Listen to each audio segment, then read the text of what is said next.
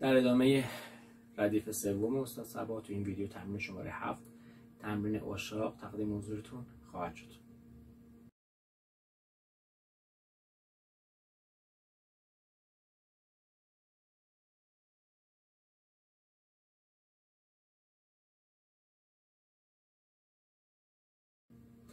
فای سوری و سولتی از علامت اون هست 12 16 هم 12 تا نوت دولاچنگ داخل هر بزن. از پوزیشن شروع میکنیم. لا ره دو ره می فا می لا می فا می لا می فا می لا ره انگشت اول دو دیز و یکم میریم عقب‌تر دوباره میایم جلو. لا می فا می لا می فا می لا می لا می لا سی لا می فا می لا می فا می اول دست باز، بعدی لا ره دو دو دوباره میری کمان مثل همون بالا.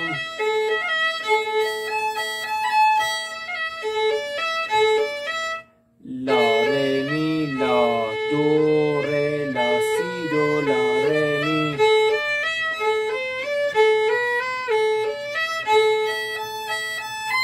سی لا سی می فا ره رو سیم دوم.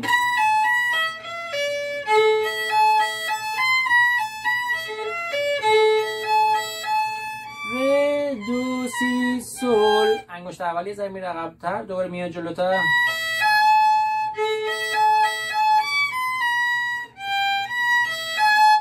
لا می فا لا سول لا لا می ره دو سی لا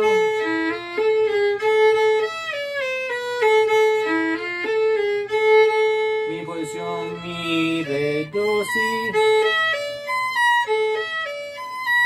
لا می فا لا می فا می فا لا می فا لا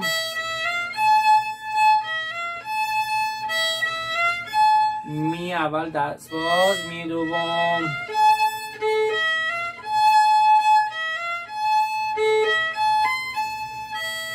دو لا می و اینکه لا لا پس شد لا می لا دو لا می دست باز از پوزیشن خارج میشیم. دو لا می